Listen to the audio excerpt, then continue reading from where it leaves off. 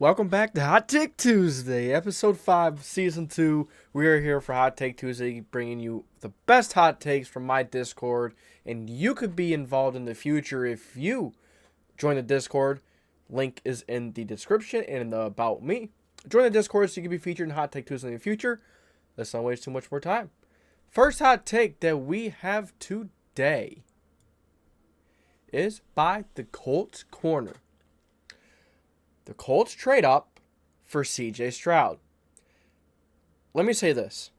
I don't think the Colts are moving. I don't see the Colts trading at all. They're going to stay put. Unless they really love CJ Stroud or a quarterback that is at 3.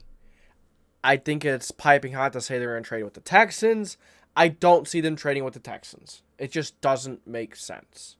If the Texans are willing to trade out and let the Colts have one of the most talented quarterbacks in the draft, maybe there's something wrong with that quarterback. Maybe that's saying something like, here, you could have this quarterback, he's your problem. Maybe there's something there. But the Colts trade up for CJ Stroud. Piping hot. I don't think they trade up.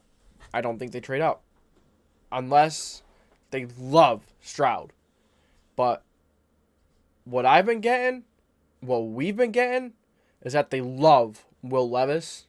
So don't I. Will Levis with Shane Steichen, the offensive line can figure it out. He's been in a pro-ready system. Will Levis is the most fun and maybe the best option for the Colts at 4. CJ Stroud might already be gone. He might. But if CJ Stroud is there at 4, maybe they take Stroud. I think we're all agreeing that Bryce Young is going 1. No question. No question about it. No questions asked. Young is going 1. Okay?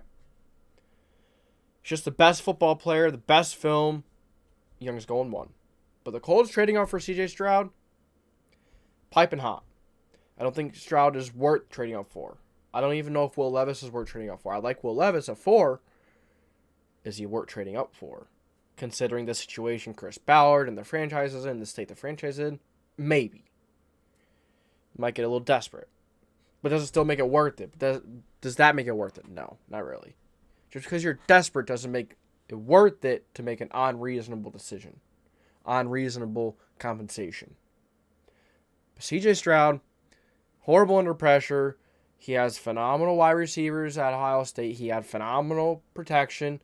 Yet, he was one of the worst quarterbacks under pressure. He was in a system where Ryan Day oversimplified the offense and all that. CJ Stroud has a lot of questions. A lot more questions than some people bring up, but he has more questions than people may think. It's piping hot to say the Colts will trade up for CJ Stroud. Very unlikely. Next hot take we have here is from Silver Sabs. The Tennessee Titans trade King Henry to the Eagles in a first pick swap. I'm throwing piping hot out there right away. The Titans aren't going to want to swap. The Eagles. Wait, hold on. If it's 10-1, that'd be interesting. I forgot that the Titans and the Eagles are like back-to-back picking, right? Titans are at 11, Eagles are at 10. But would that be enough for the Titans? No. The Titans aren't going to do that. The Titans, odds are the Titans are going to get one of the players that they love at number 11, whether they switch with the Eagles at 10 and 11. But 11 to 30, that's a different story. That's absolutely not. Absolutely not. So first round swaps are absolutely out of it. You could get a solid running back in this class, and at the end of round 2, 3, there's a lot of really good running backs in this class, with Bijan Robinson just topping it off. It's just, you got to think about Henry's getting older, all the carries that he has had, he's started to have injuries. His body's going through wear and tear. There's a lot of tread on those tires. You can't replace human tires, aka legs. Henry just, no, absolutely not. And maybe, the Titans are going to want a decent amount for him. And Henry's being paid a decent amount. Quite a bit. You have to give up the draft capital, and you're probably going to take majority of the contract. Absolutely not. Would not swap first-round picks. That is piping hot, in my opinion. Next hot take we have here is from Tones. Hot take. Aaron Rodgers has the worst season of his career, and the Jets finish below 500 without a divisional win. I'm assuming Tones means a divisional playoff win. So first off, we're going to break this down to two parts. The Jets finishing below 100, Aaron Rodgers not having a great career in New York, and not winning a divisional win. And not having a divisional win. So the chances of the New York Jets finishing below 500, piping hot. They don't do it. They don't finish below 500. I'm guaranteeing that they don't. I don't usually guarantee things, but we have had some wild hot takes so far. Some good ones, though. It's fun to talk about. Rodgers and the Jets will not have a record below 500. That team is too talented. The coaches are too good. It can't. You know the offensive line could use some improvement, but the wide receivers are solid. You have ways to improve the tight end.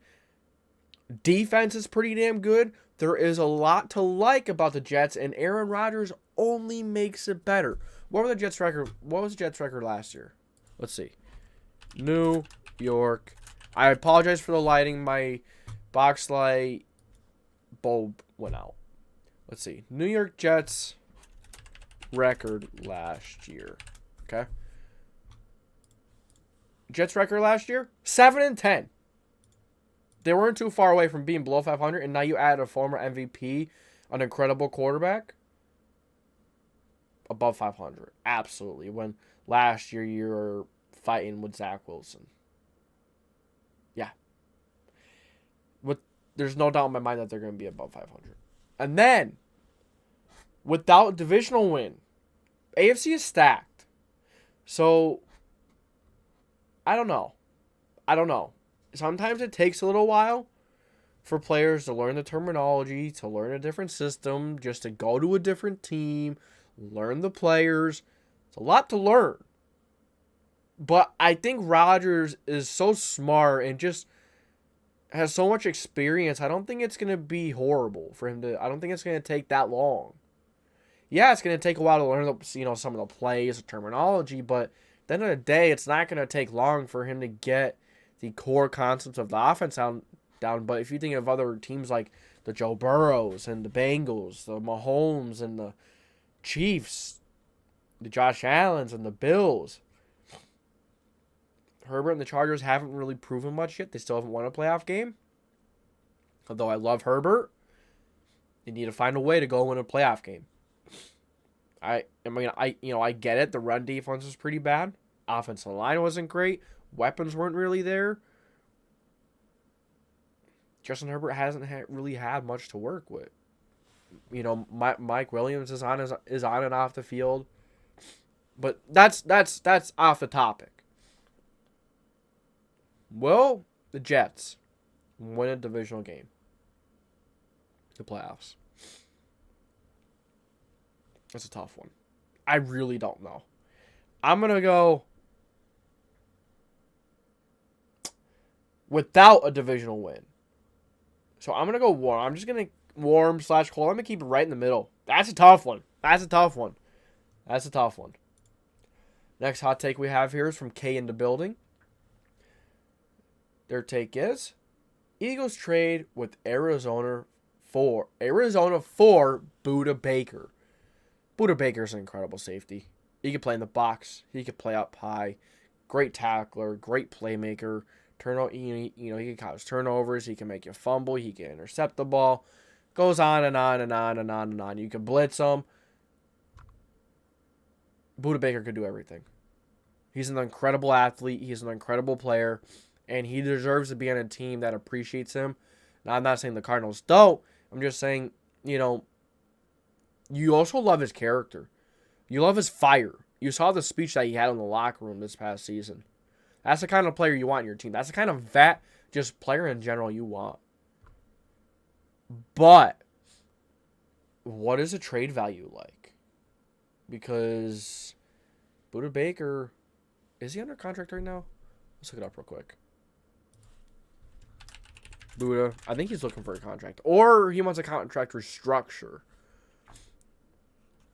Budda Baker, spot track contract. Let's see. Hold up. Okay, yeah. He is not under contract after in 2025. So he's going to want an extension. So that's going to bring the draft compensation down a little bit. I'd say maybe a second or third round pick is worth it. I wouldn't trade a first round pick for a safety. And he's older and you got to pay him. I'm going to say a high third, maybe a second. I still think you can give up a second for this guy. Even though you have to pay him, Budda Baker is that kind of player, and he brings an attitude to your football team that is just incredible. I'm going to say a second round pick is fair. So, do the Eagles trade for him?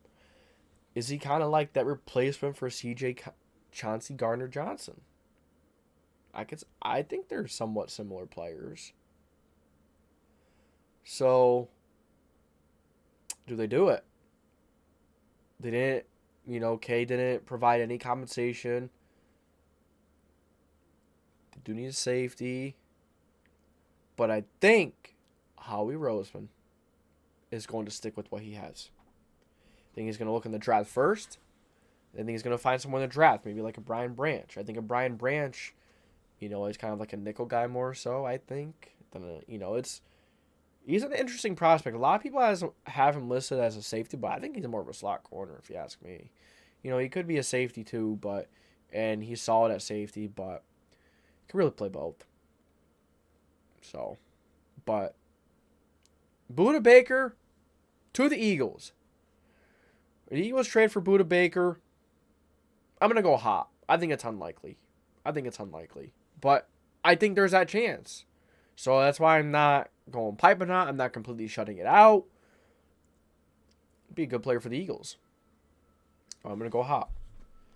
Last but not least, Goldford 307. Giants trade up in draft. Short and sweet. Will the New York Giants trade up in the draft? No. I'm gonna go hot. Just because there's the possibility. There's always a possibility of someone trading up. Always. Can never just shut it out. If they really like someone, they want to move up and go get them, they're going to do it. But I don't think there's that many players in this year's draft. But maybe that gives the Giants all the more reason to move up since they're not that far from, that 15 to 20 first round player. So a lot of GMs, a lot of people have stated, Chris Ballard has even stated that there's like 17 to 20, 15 to 20 players that are deserving of first round grades. So maybe they really like someone that's in that top 20. Yeah, you're going to find great talents all over the place. It's just, it's just the more obvious ones. Ones that that just belong up there. According to tape, all that stuff. I'm going to go hot because I think it's very unlikely. I think they're going to stay where they're at. I think they need a wide receiver or a guard. Or an interior offensive line. Yeah, interior offensive lineman. Maybe a corner. Will a corner be there that's worth taking there? Probably not.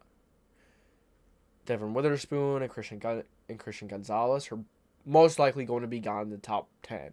Top 15, if not top 10.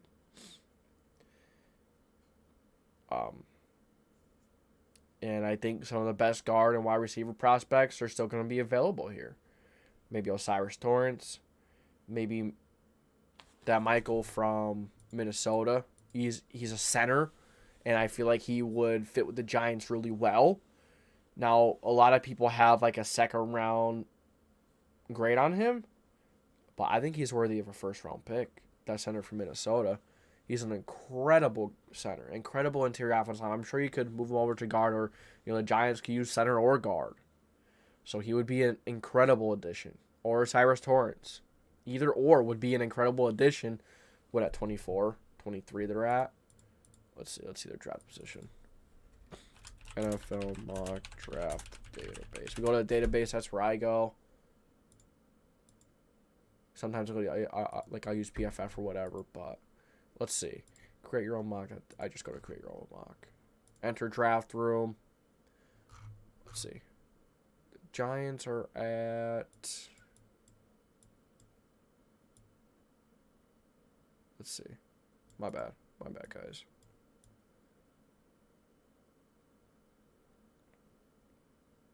$25. They're at 25. So there's still going to be an incredible interior offensive lineman there. Let's see who that guy was from Minnesota. John Michael Schmitz, center from Minnesota. I think he is an incredible talent and will be a phenomenal center / guard at the next level. So I'm going to go hot with this one. And that is going to do it for episode 5 of Hot Take Tuesday. If you guys enjoyed, make sure you like, subscribe, put the post notification bell on so you don't miss any future videos or Hot Take Tuesday. Join the Discord to be in the next Hot Take Tuesday. I appreciate you for stopping by. This is JDW Sports Talk Show. Talk to you later.